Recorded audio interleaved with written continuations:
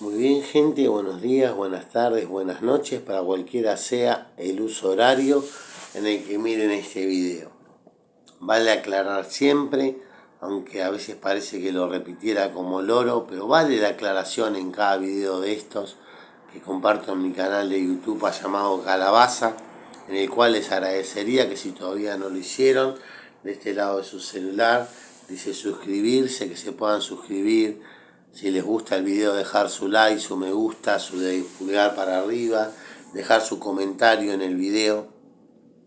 Como les decía, vale aclarar que no soy pastor, ni coach, ni evangelista, ni obispo, ni nada que se le parezca. Solamente soy la voz de uno que clama en el desierto, que enderecemos la senda, porque el reino de los cielos se ha acercado. Yo considero que el reino de los cielos hoy está más cerca que nunca. Las señales están cumplidas y debemos tomar y asirnos de aquello que nos ayuda a la salvación. Dice el libro de Apocalipsis que nadie tome tu corona. Retén lo que tienes, que nadie tome tu corona. ¿Qué quiere decir esto? Que entonces alguien puede tomar nuestra corona. Así que tengamos cuidado con eso. Y el apóstol Pablo decía: aquel que cree estar firme, mire que no caiga. Y por otro lado también decía: no vaya a ser cosa que habiendo sido heraldo yo para muchos, venga a ser descalificado. ¿Qué quiere decir eso? Que también podemos ser descalificados de esta carrera que estamos corriendo para triunfar. Y dice la palabra que esta carrera no es de los más ligeros, sino de los que llegan. Así que esforcémonos día a día, momento a momento, pensamiento a pensamiento, para llegar al reino de los cielos. En esta oportunidad quería hablarle con respecto a las declaraciones, a lo que nuestra boca, a lo que sale de nuestra boca. ¿Y por qué quería hablarle con respecto a las declaraciones, a lo que sale de nuestra boca? Porque si bien vieron que hay iglesias, de hecho en un tiempo estuvo muy de moda, no, usted declare que este año va a salir de sus deudas, usted declare que ya tiene la llave de su casa propia, usted declare que ya tiene la llave de su auto, usted declare que su hijo sale de las drogas, usted declare que antes de fin de año va a pasar determinada cosa, va a encontrar la mujer o el hombre de su vida. Claro, y llegaba fin de año y no pasaban las cosas, y cuando usted le preguntaba a los siervos de ese lugar, yo declaré en tal oportunidad, en una reunión, incitado por mis sentimientos, por lo que sentía más que por lo espiritual, pero no pasó nada, y la respuesta que ya no, quizás vos fuiste desobediente, no creíste como tenías que creer. Ahora, ¿qué nos dice la palabra de Dios con respecto a esto? ¿Cuál es la mirada que nos da la palabra de Dios con respecto a esto? Primero, ya arrancando en el libro de Génesis, capítulo 1, dice que Dios habló, o sea, dijo, soltó la palabra y se hizo la luz. Y Dios separó la luz de las tinieblas. Y con su palabra, fueron creadas todas las cosas que vemos y las que no vemos también. Entonces es importante la palabra, y sobre todo la palabra de Dios es muy importante. Es muy importante. Cuenta la Biblia que en una oportunidad un centurión romano le dijo a Jesús, le mandó a decir a Jesús si podía sanar a un siervo que él amaba mucho, que estaba muy enfermo. Y Jesús se iba de camino a la casa de este centurión romano, pero antes de llegar el centurión romano mandó unos amigos a que le dijeran a Jesús, dice el centurión romano, solamente maestro, di la palabra, y mi siervo sanará en esa misma hora. Porque yo soy hombre bajo autoridad, y le digo a este ven y viene, y le digo a aquel anda y va. Así que tú solamente di la palabra y yo sé que mi siervo sanará. Claro, entonces Jesús, más allá de que en esa misma hora, cuando soltó la palabra, el siervo del centurión fue sano, se dio vuelta y le decía a la multitud, de hecho les digo, de cierto os digo, que ni en Israel he encontrado tanta fe como la fe de este centurión romano, que entendió que Jesús solamente soltando la palabra, que era la palabra de Dios, el siervo podía ser sano, y de hecho fue sano, encontró la sanidad.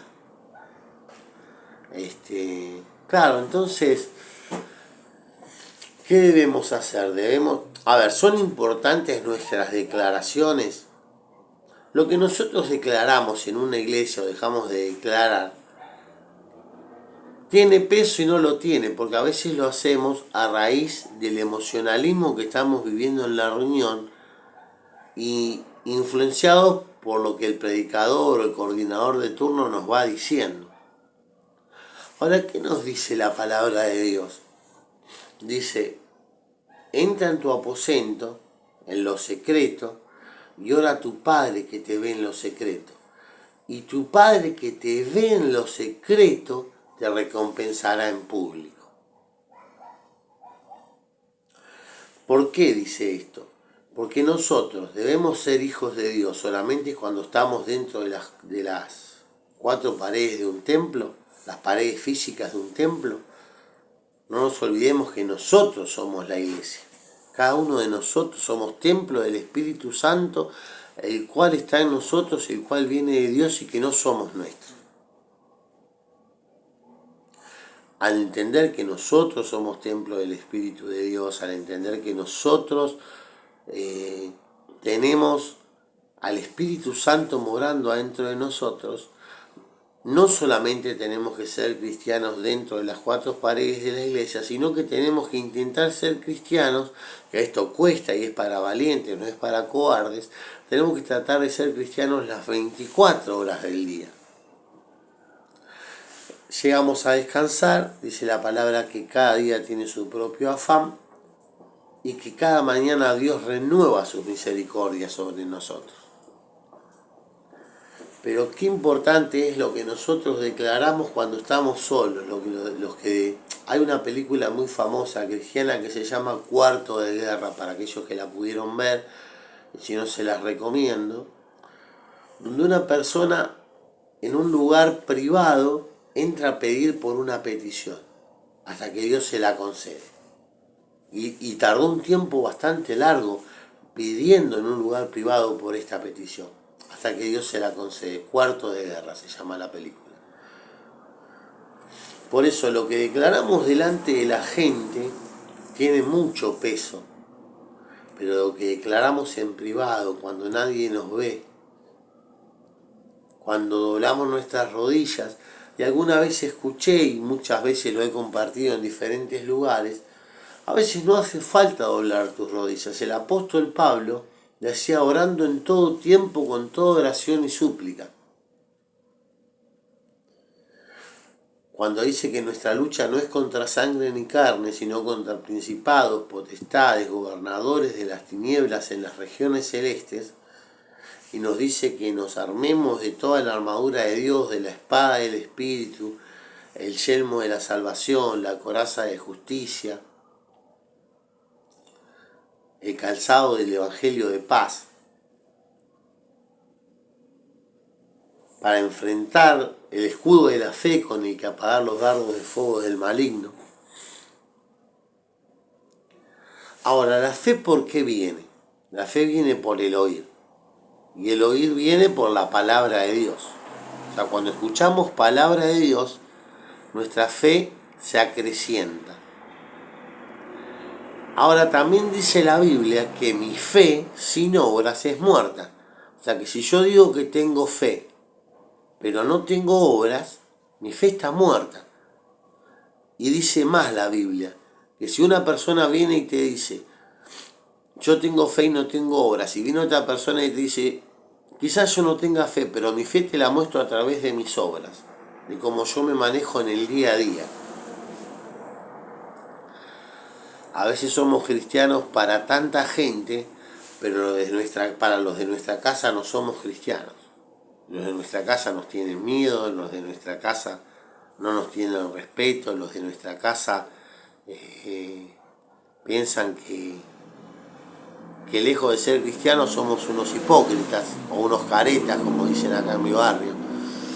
Entonces, el poder de la palabra, el poder de la declaración, la palabra tiene poder, lo que yo declaro tiene mucho poder, pero cuánto más poder tiene cuando lo declaro en secreto, cuando lo declaro en mi cuarto de guerra, cuando doblo mis rodillas o estoy acostado en mi cama y hablo con Dios. Por eso les decía que el apóstol Pablo decía orando en todo tiempo. Y si el apóstol Pablo decía orando en todo tiempo, ¿podemos estar arrodillados las 24 horas del día orando? No, pero sí podemos tener una comunión teniendo en cuenta que Dios puede leer hasta nuestros pensamientos, que es algo que ni el mismo Satanás puede hacer. Dios es omnisciente y omnipresente. Él está en todo lugar, puede leer nuestros pensamientos, todo lo puede. Entonces, si estamos conectados con Dios la gran mayoría del día, lo que nuestras palabras declaran en nuestra intimidad, cuando estamos solos, por eso les vuelvo a repetir lo que dicen los evangelios, que si yo pido en lo secreto, Dios me recompensará en público. Porque rompo en el reino espiritual con mi boca algo que declaro. ¿Y qué es la fe? Sino la certeza de lo que se espera y la convicción de lo que no se ve. O sea, estoy seguro de lo que espero y convencido de lo que no veo. Y así lo declaro. Entonces así es más fácil que las cosas se rompan en el reino espiritual para que lleguen a este reino material, a este reino terrenal, donde el príncipe de este mundo, dice la Biblia que es Satanás y el diablo, que el Señor lo reprenda. Pero si ganamos la batalla en lo espiritual, teniendo en cuenta que multitudes de ángeles pelean a favor de nosotros cuando nosotros oramos. Alguna vez escuché a un predicador que lo dijo de manera muy graciosa, pero cuánta verdad. Poca oración, poco poder. Mucha oración, mucho poder. Si yo estoy en comunión con mi Padre, si hablo con mi Padre, si le digo lo que me pasa, le comento de mis temores, de mis dudas, porque todos las tenemos, aquel que diga que no los tiene, para mí miente, temores, dudas, inseguridades. Pero empiezo a pedir, empiezo a clamar, empiezo a declarar con mi boca. ¿Y qué declaro? Las promesas del reino de Dios. Por ejemplo, en plena pandemia, cuando tanta gente murió, mucha gente decía, ni plaga tocará mi morada. Ahí voy. Así que nada, los dejo con esa meditación. Recuerden, lo que ustedes declaren con su boca en lo oculto es lo que Dios va a recompensar en público. En público. Que Dios los bendiga y recuerden mucho que Dios los ama. Bendiciones.